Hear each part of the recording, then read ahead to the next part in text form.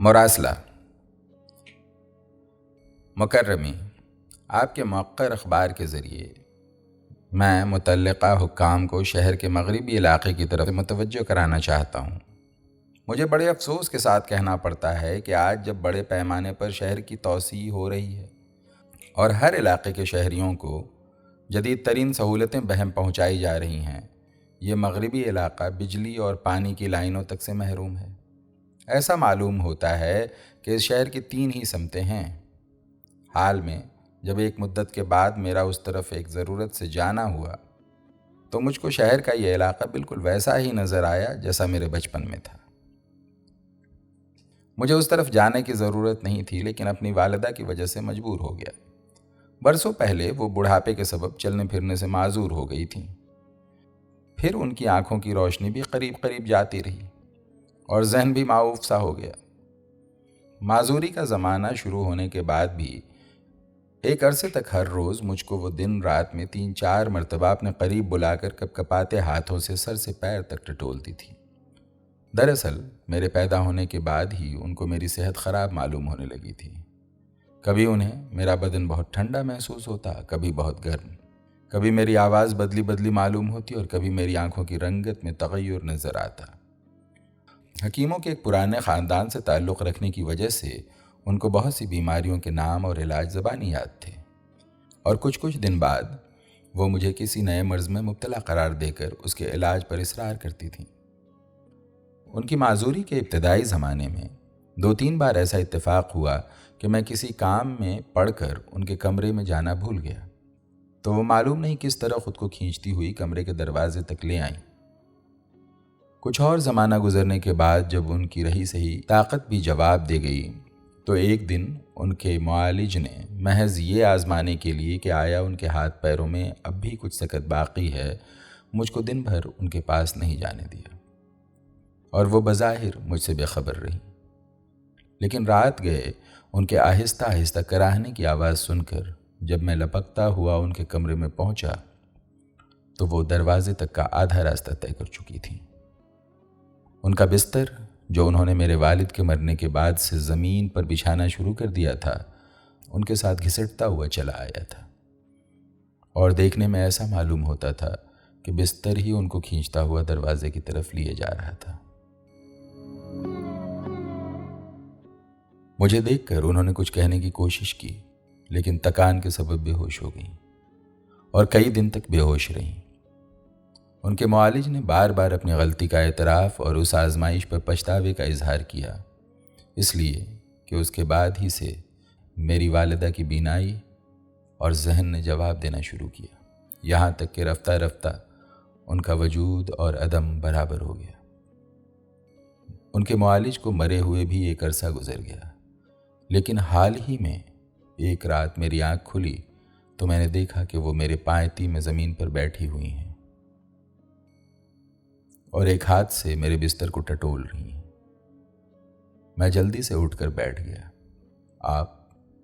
میں نے ان کے ہاتھ کی پشت پر خشک رگوں کے جال دیکھتے ہوئے پوچھا، یہاں آ گئی؟ تمہیں دیکھنے کیسی طبیعت ہے؟ انہوں نے اٹک اٹک کر کہا، پھر غفلت طاری ہو گئی۔ میں بستر سے اتر کر زمین پر ان کے برابر بیٹھ گیا اور دیر تک چپ چاپ ان کو دیکھتا رہا۔ میں نے ان کی اس صورت کا تصور کیا جو میری اولین یادوں میں محفوظ تھی، اور چند لمحوں کے لیے ان کے بوڑھے چہرے کی جگہ انہی یادوں والا چہرہ میرے سامنے آ گیا۔ اتنی دیر میں ان کی غفلت کچھ دور ہوئی۔ میں نے آہستگی سے انہیں اٹھانے کی کوشش کرتے ہوئے کہا، آئیے آپ کو کمرے میں پہنچا دوں۔ نہیں، انہوں نے بڑی مشکل سے کہا، پہلے بتاؤ۔ کیا بتاؤں؟ میں نے تھکے ہوئے لہجے میں پوچھا۔ طبیعت کیسی ہے؟ کچھ دن سے میری طبیعت واقعی خراب تھی، اس لیے میں نے کہا، ٹھیک نہیں ہوں۔ میری توقع کے خلاف انہوں نے بیماری کی تفصیل دریافت کرنے کے بجائے صرف اتنا پوچھا، کسی کو دکھایا؟ کس کو دکھاؤں؟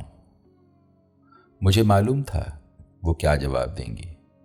یہ جواب وہ فوراً اور ہمیشہ تیز لہجے میں دیتی تھیں، لیکن اس بار انہوں نے دیر تک چپ رہنے کے بعد بڑی افسردگی اور قدر مایوسی کے ساتھ وہی بات کہی، تم وہاں کیوں نہیں چلے جاتے؟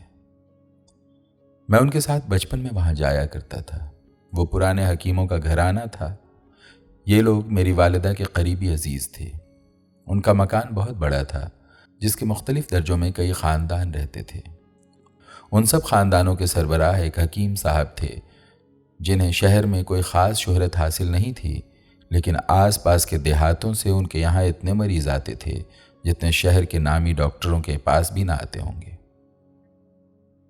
اس مکان میں تقریبیں بہت ہوتی تھیں جن میں میری والدہ کو خاص طور پر بلایا جاتا تھا اور وہ اکثر مجھے بھی ساتھ لے جاتی تھیں۔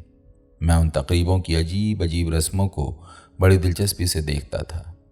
میں یہ بھی دیکھتا تھا کہ وہاں میری والدہ کی بڑی قدر ہوتی ہے اور ان کے پہنچتے ہی سارے مکان میں خوشی کی لہر دوڑ جاتی ہے۔ وہ خود بھی وہاں کے کسی فرد کو فراموش نہ کرتی، چھوٹوں اور برابر والوں کو اپنے پاس بلاتی، بڑوں کے پاس آپ جاتی اور وہاں کے خاندانی جھگڑوں میں جو اکثر ہوا کرتے ان کا فیصلہ سب کو منظور ہوتا تھا۔ وہاں اتنے بہت سے لوگ تھے لیکن مجھ کو صرف حکیم صاحب کا چہرہ دھندلا دھندلا سا یاد تھا، وہ بھی شاید اس وجہ سے کہ ان میں اور میری والدہ میں لمبی سی خاندانی مشابہت تھی۔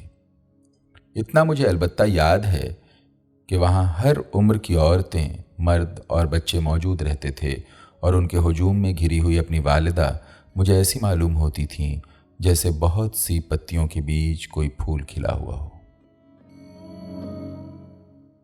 لیکن اس وقت وہ اپنا مرجھایا ہوا چہرہ میری طرف گھمائے ہوئے اپنی بجھی ہوئی آنکھوں سے میرا چہرہ دیکھنے کی کوشش کر رہی تھیں۔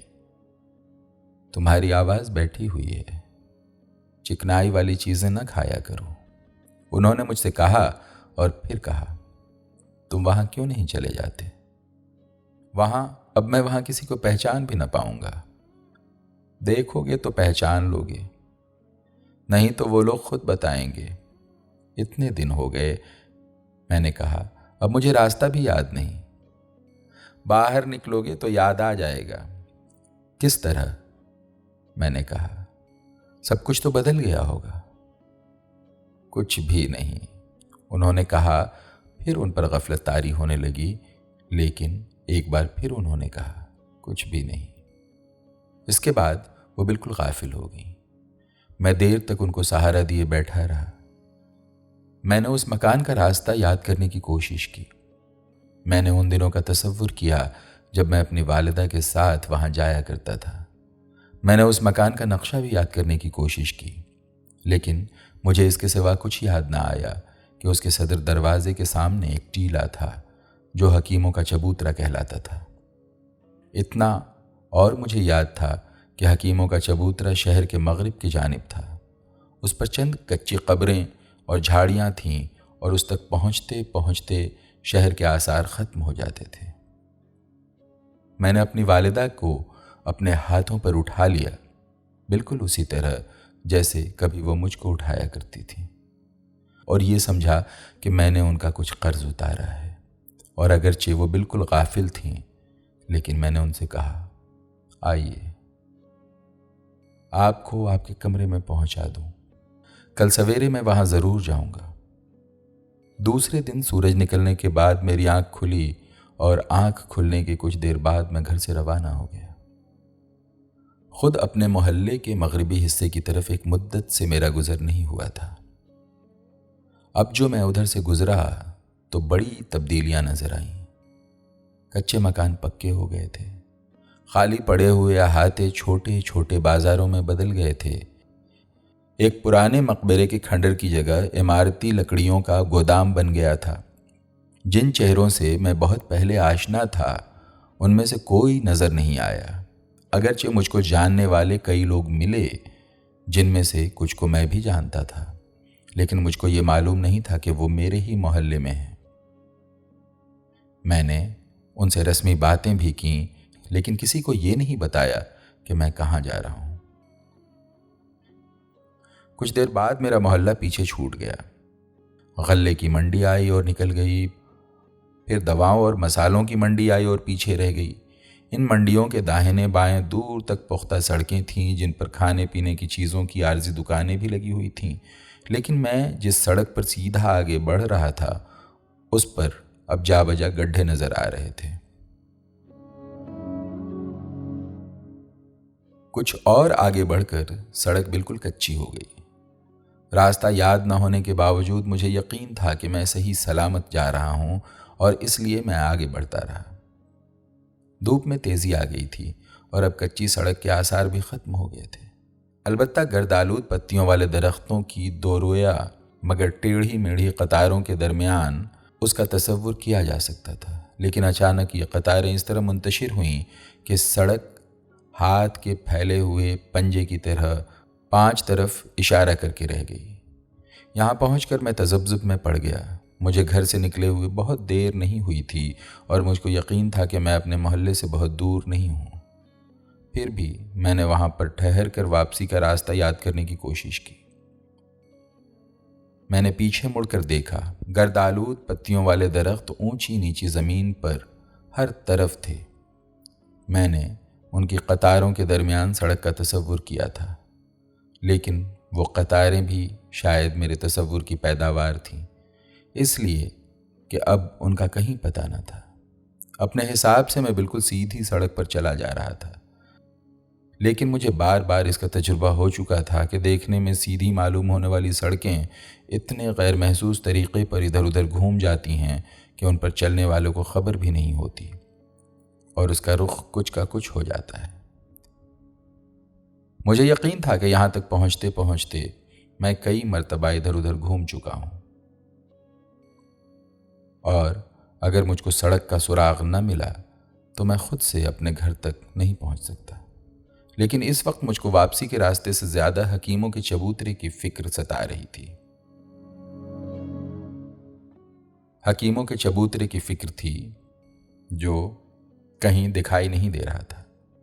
ہر طرف پھیلے ہوئے درخت اتنے چھدرے تھے کہ زمین کا کوئی بڑا حصہ میری نگاہوں سے اوجھل نہیں تھا، لیکن میرے بائیں ہاتھ زمین دور تک اونچی ہو گئی تھی اور اس پر جگہ جگہ گنجان جھاڑیاں آپس میں الجھی ہوئی تھیں۔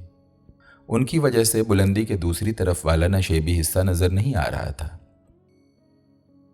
اگر کچھ ہوگا تو ادھر ہی ہوگا، میں نے سوچا اور اس سمت چل پڑا۔ میرا خیال صحیح تھا۔ جھاڑیوں کے ایک بڑے جھنڈ سے نکلتے ہی مجھے سامنے کتھئی رنگ کی پتلی پتلی اینٹوں والا ایک یک منزلہ مکان نظر آیا۔ یہ وہ مکان نہیں تھا جس کی مجھے تلاش تھی، تاہم میں سیدھا اس طرف بڑھتا چلا گیا۔ اس کے دروازے پر کسی کے نام کی تختی لگی ہوئی تھی جس کے قریب قریب سب حرف مٹ چکے تھے۔ مکان کے اندر خاموشی تھی، لیکن ویسی نہیں جیسی ویران مکانوں سے باہر نکلتی محسوس ہوتی ہے۔ اس لیے میں نے دروازے پر 3 بار دستک دی۔ کچھ دیر بعد دروازے کے دوسری طرف ہلکی سی آہٹ ہوئی اور کسی نے آہستہ سے پوچھا، کون صاحب ہیں؟ بتانے سے کیا فائدہ، میں نے سوچا، اور کہا، میں شاید راستہ بھول گیا ہوں، حکیموں کا چبوترا ادھر ہی کہیں ہے۔ حکیموں کا چبوترا؟ آپ کہاں سے آئے ہیں؟ یہ غیر متعلق سی بات تھی۔ اپنے سوال کے جواب میں سوال سن کر مجھے ہلکی سی جھنجھلاہٹ محسوس ہوئی، لیکن دروازے کی دوسری طرف کوئی عورت تھی جس کی آواز نرم اور لہجہ بہت مہذب تھا۔ اس نے دروازے کے خفیف سے کھلے ہوئے پٹ کو پکڑ رکھا تھا۔ اس کے ناخن نارنجی پالش سے رنگے ہوئے تھے۔ مجھے وہم سا ہوا کہ دروازے کا پٹ تھوڑا اور کھلا اور ایک لمحے کے اندر وہ مجھ کو دروازے کے پیچھے چھوٹی سی نیم تاریک ڈیوڑھی اور ڈیوڑھی کے پیچھے صحن کا ایک گوشہ اور اس میں لگے ہوئے انار کے درخت کی کچھ شاخیں نظر آ گئیں جن پر دھوپ پڑ رہی تھی، اور دوسرے لمحے مجھے کچھ یاد آیا کہ میری والدہ کبھی کبھی تھوڑی دیر کے لیے اس مکان میں بھی اترتی تھیں، لیکن اس مکان کے رہنے والے بھی مجھے یاد نہ آ سکے۔ آپ کہیں باہر سے آئے ہیں؟ دروازے کی دوسری طرف سے پھر آواز آئی۔ جی نہیں، میں نے کہا اور اپنا آتا پتہ بتا دیا۔ پھر کہا، بہت دنوں بعد ادھر آیا ہوں۔ دیر کے بعد مجھے جواب ملا، اس مکان کے پیچھے چلے جائیے، چبوترا سامنے ہی دکھائی دے گا۔ مکان کے اندرونی حصے سے کسی بوڑھی عورت کی بھاری آواز سنائی دی، کون آیا ہے مہر؟ میں رسمی شکریہ ادا کر کے مکان کی پشت پر آ گیا۔ سامنے دور تک چھوٹے بڑے کئی ٹیلے نظر آ رہے تھے۔ ان کی بے ترتیب قطاریں پھر ایک سڑک کا تصور پیدا کر رہی تھیں۔ یہ ٹیلے محض مٹی کے تودے تھے، لیکن ان سے ذرا ہٹ کر ایک ٹیلے پر جھاڑیاں نظر آ رہی تھیں۔ میں نے اس ٹیلے کو غور سے دیکھا۔ جھاڑیوں کے بیچ بیچ میں کچی قبروں کے نشان نمایاں تھے۔ بعض قبروں پر چونے کی سفیدی تیز دھوپ میں چمک رہی تھی۔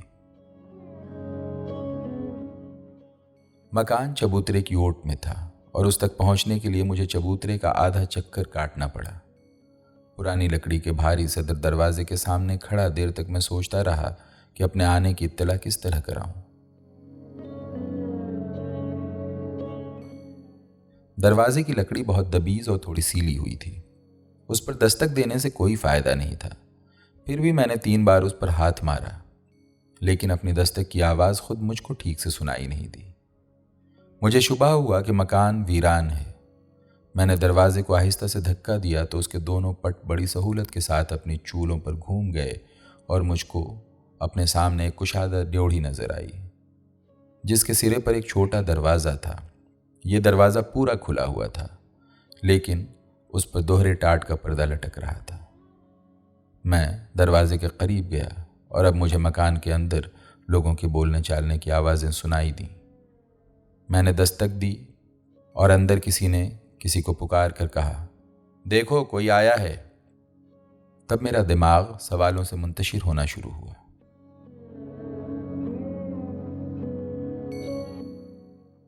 اس مکان میں کون کون ہے؟ میں کس سے کیا بات کروں گا؟ اپنے آنے کی غرض کیا بتاؤں گا؟ اپنے کو کس طرح پہچنواؤں گا؟ میرا جی چاہا کہ واپس لوٹ جاؤں، لیکن اسی وقت پردے کے پیچھے سے کسی عورت نے روکھے لہجے میں پوچھا، کون ہے؟ میں نے اپنا پورا نام بتا دیا۔ کس سے ملنا ہے؟ اس کا میرے پاس ایک ہی جواب تھا، حکیم صاحب سے۔ میں نے کہا، مت اب دوسری طرف ہے، وہیں جائیے، وہ تیار ہو رہے ہیں۔ آخری لفظوں تک پہنچتے پہنچتے آواز دور ہونا شروع ہو گئی تھی، اس لیے میں نے جلدی سے اور ذرا بلند آواز میں پوچھا، اندر اطلاع کر دیجیے۔ آواز پھر قریب آ گئی اور اب اس کے لہجے کا روکھا پن کچھ کم ہوا۔ آپ کہاں سے آئے ہیں؟ میں نے یہاں بھی اپنا عطا پتہ بتایا، کچھ توقف کیا اور پھر اپنے والدہ کا نام لیا۔ توقف کیا، پھر ان کا گھر کا نام بتایا، یہ بتایا کہ میں ان کا بیٹا ہوں۔ پھر جھجکتے جھجکتے اپنا وہ والا نام بھی بتا دیا جس سے میں بچپن میں چڑھتا تھا۔ میں نے یہ سب کچھ بہت بے ربط انداز میں بتایا، جسے پردے کے ادھر والی عورت نے دور کسی کے پوچھنے پر قدرے مربوط کر کے دہرا دیا، اور مکان کے اندر عورتوں کے بولنے کی آوازیں تھوڑی دیر کے لیے تیز ہو گئیں۔ مجھے ان آوازوں میں اپنی والدہ کا گھر کا نام اور اپنا بچپن کا نام بار بار سنائی دیا۔ یہ دونوں نام میں بہت دنوں بعد سن رہا تھا۔ مجھے یقین ہو گیا کہ اگر یہ نام اسی طرح سنائی دیتے رہے تو مجھ کو اس مکان کا پورا نقشہ اور اس کے رہنے والے سب یاد آ جائیں گے، بلکہ میرے ذہن میں ایک کشادہ صحن کا نقش بننا شروع بھی ہو گیا تھا۔ لیکن عین اس وقت ہلکی سی کھڑکھڑاہٹ کے ساتھ ٹاٹ کا پردہ میری طرف بڑھا، اوپر اٹھا اور اس کے نیچے سے ایک بائیسیکل کا اگلا پہیا نمودار ہوا۔ میں ایک کنارے ہو گیا اور بائیسیکل لیے ہوئے ایک لڑکا اندر سے ڈیوڑھی میں آیا اور مجھے سلام کرتا ہوا صدر دروازے سے باہر نکل گیا۔ میں خاموش کھڑا انتظار کرتا رہا۔ کچھ دیر بعد پردے کے پیچھے سے دبی دبی آوازیں آئیں اور 4-5 بطخیں پردے کے نیچے سے نکل کر ڈیوڑھی میں آئیں۔ ان کی بے ترتیب قطار دیکھ کر معلوم ہوتا تھا کہ انہیں باہر کی طرف ہھکایا گیا ہے۔ بطخیں آپس میں چیمی گوئیاں سی کرتی اور ڈگمگاتی ہوئی صدر دروازے کی طرف بڑھ گئیں۔ اس کے بعد مکان کے اندر سے دیر تک کوئی آواز نہیں آئی۔ میں ڈیوڑھی میں کھڑے کھڑے اکتا گیا۔ مجھے وہم ہونے لگا کہ پردے کے پیچھے سے ویران مکان والی خاموشی باہر نکل نکل کر مجھے اپنی لپیٹ میں لے رہی ہے۔ لیکن اسی وقت دوسری طرف سے کسی نے کہا، آئیے، اندر چلے آئیے۔ دوہرے ٹاٹ کا پردہ ایک طرف کر کے میں اس مکان کے صحن میں اتر گیا۔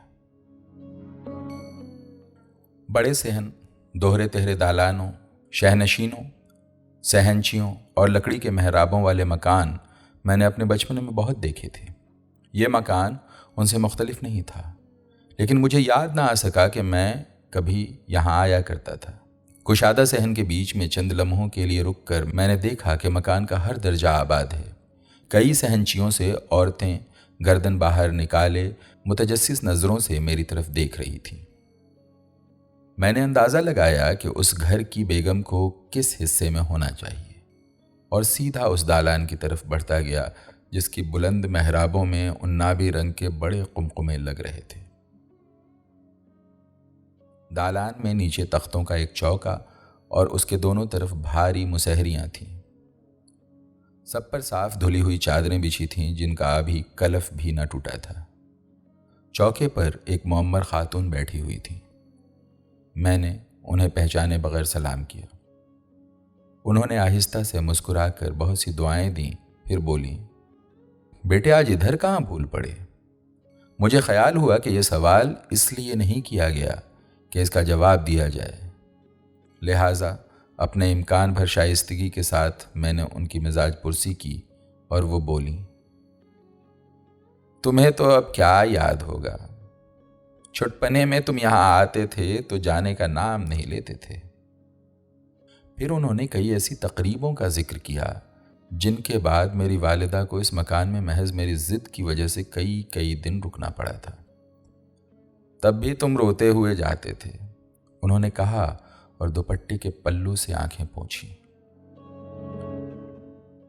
इस दौरान मकान के मुख्तलिफ दर्जों से निकल कर औरतें उस बड़े दालान में जमा होती रहीं। उनमें से ज़्यादातर ने अपना तारुफ खुद कराया। पेचीदा रिश्ते मेरी समझ में नहीं आते थे, लेकिन मैंने ये जाहिर किया कि हर तारुफ कराने वाली को मैं पहचान गया हूँ और हर रिश्ता मुझे पहले ही मालूम था। सब औरतों ने बालों में बहुत सा तेल लगाकर चपटी कंघी कर रखी थी। सब मोटे मोटे सूती दुपट्टे ओढ़े थीं, जिनमें से बाज घर के रंगे हुए मालूम होते थे। हर एक के पास मेरे बचपन के किस्सों का ज़ख़ीरा था। मुझे सहन के किनारे लगा हुआ अमरूद का एक दरख्त दिखाया गया जिस पर से गिर कर मैं बेहोश हो गया था और मुझको बेहोश देखकर मेरी वालिदा भी बेहोश हो गई थी। मेरी शरारतों का जिक्र छिड़ा तो मालूम हुआ मैंने वहाँ पर मौजूद हर औरत को किसी न किसी शरारत का निशाना बनाया था। मुझे एहसास हुआ कि मैं देर से एक लफ्ज़ भी नहीं बोला हूँ। सब लोग शायद अब मेरे बोलने के मुंतज़िर थे और दालान में कुछ खामोशी हो गई थी। मैंने इधर उधर नज़र दौड़ाई। चौके पर एक तरफ 3-4 लड़कियां बैठी दिखाई दी। मैंने उनसे उनकी पढ़ाई और दूसरे मशगलों के बारे में दरियाफ्त किया तो वो शर्मा कर एक दूसरे के करीब सिमटने लगी और उनकी जानिब से दूसरों ने जवाब दिए। उनसे कुछ फासले पर 3 लड़के किसी वक्त आकर बैठ गए थे। मैंने उनसे अपने ख्याल में उनकी दिलचस्पी की 2-4 बातें की, लेकिन मुझे मालूम नहीं था कि उन्हें किन बातों में दिलचस्पी है। लड़के मुझे बेवकूफ़ और लड़कियां बदसूरत मालूम हुई, लेकिन लड़कियों का शर्माना अच्छा लगा। मैं उनसे कुछ और बातें करने के लिए उनकी दिलचस्पी का कोई मौजू सोच रहा था कि ड्योढ़ी के दरवाजे पर खड़खड़ाहट हुई। बाइसिकल वाला लड़का वापस आ गया था। उसके हाथों में अखबारी कागज़ की कई पुड़ियाँ थीं जिनमें बाज पर चिकनाई फूट आई थी। उसने दालान की तरफ देखकर कुछ इशारा किया और लड़कियां उठकर चली गईं। कुछ देर बाद करीब के किसी दर्जे से उनके हंसने और चीनी के बर्तन बजने की आवाज़ें आईं। मुझे दोनों आवाज़ों में मुबहम सी मुशाबहत महसूस हुई और ये भी शुबा हुआ कि लड़कियां मेरे बोलने की नकल उतार रही हैं। मैंने अंदाज़ा करने की कोशिश की कि मुझे उस दालान में बैठे कितनी देर हो गई होगी, लेकिन उसी वक्त मेरे बाएं हाथ पर एक दरवाज़ा खुला और उसकी चिलमन के पीछे हकीम साहब खड़े नजर आए। मैंने उन्हें फ़ौरन पहचान लिया। वो सर पर टोपी का जाविया दुरुस्त कर रहे थे। फिर वो चिलमन की तरफ मुंह करके अपनी जेबों में कुछ टटोलने लगे। उनके पीछे एक और दरवाज़ा नज़र आ रहा था जिसके करीब देहाती मर्दों और औरतों का मजमा लगा हुआ था। अरे भाई, हम आ रहे हैं, उन्होंने कहा और चिलमन उठाई। आ जाइए, घर की बेगम बोली। देखिए कौन आया है, पहचाना? हकीम साहब दालान में आ गए थे।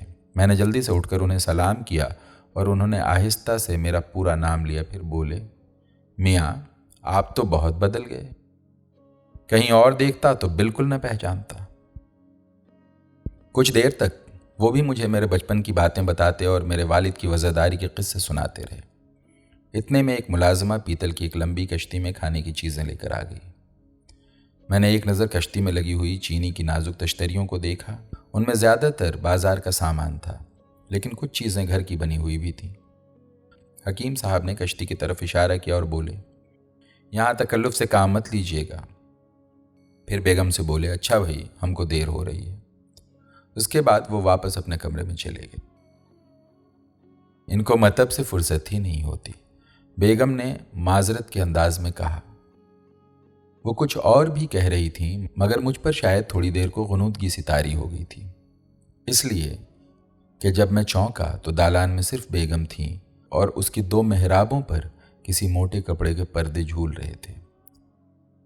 صرف بیچ کی محراب کھلی ہوئی تھی اور اس میں لٹکا ہوا قمقمہ ہوا میں ہلتا ہوا کبھی داہنی طرف چکر کھاتا تھا، کبھی بائیں طرف۔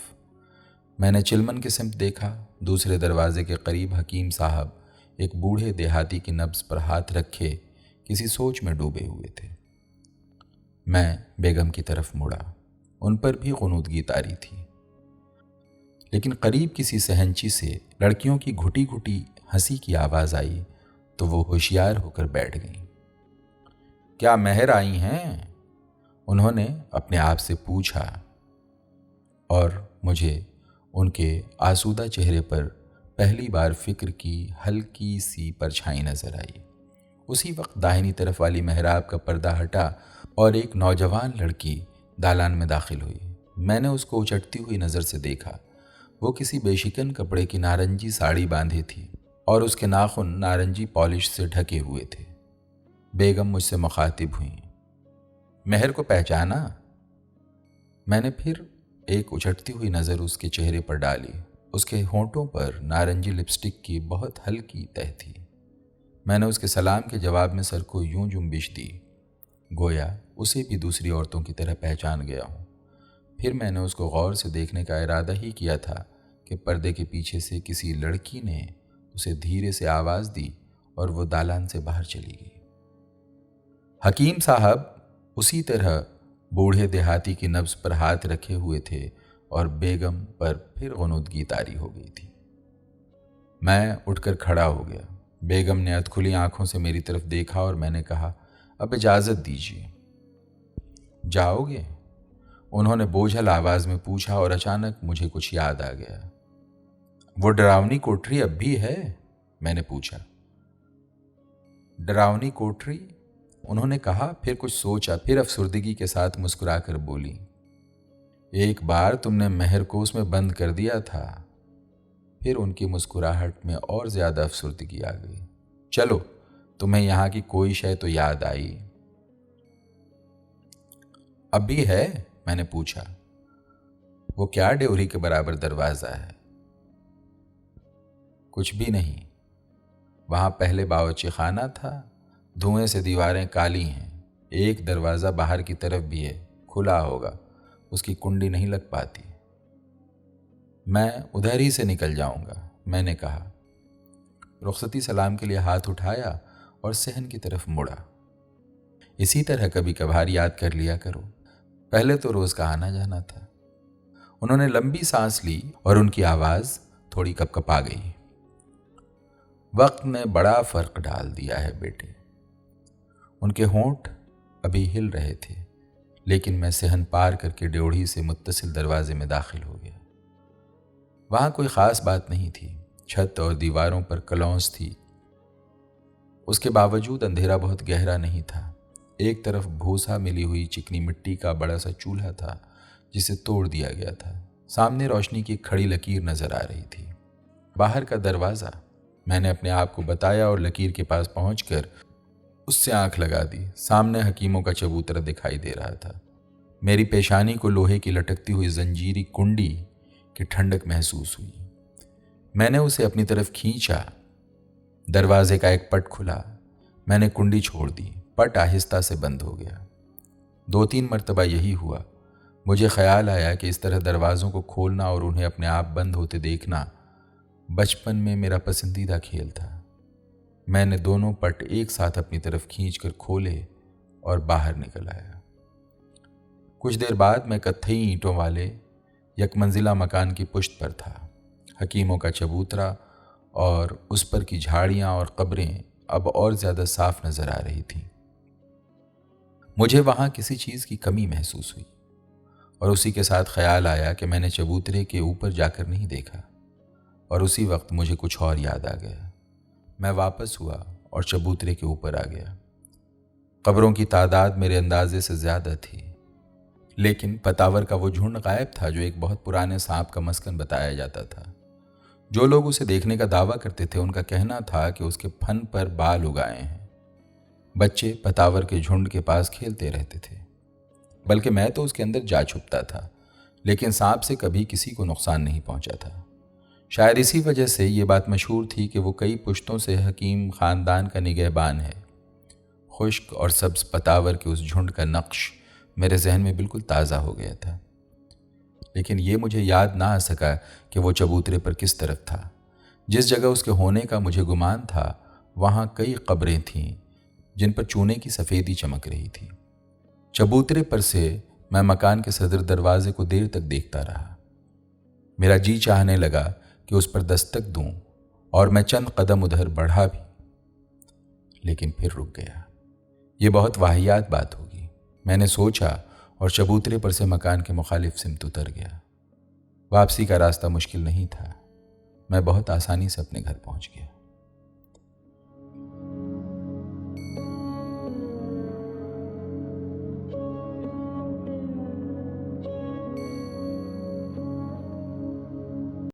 अगर आपको हमारी कोशिशें पसंद आई हैं तो बराह करम हमारे चैनल को सब्सक्राइब करें और साथ में घंटी के बटन को दबाएं ताकि हमारी अपडेट्स आपको मिलती रहें। शुक्रिया।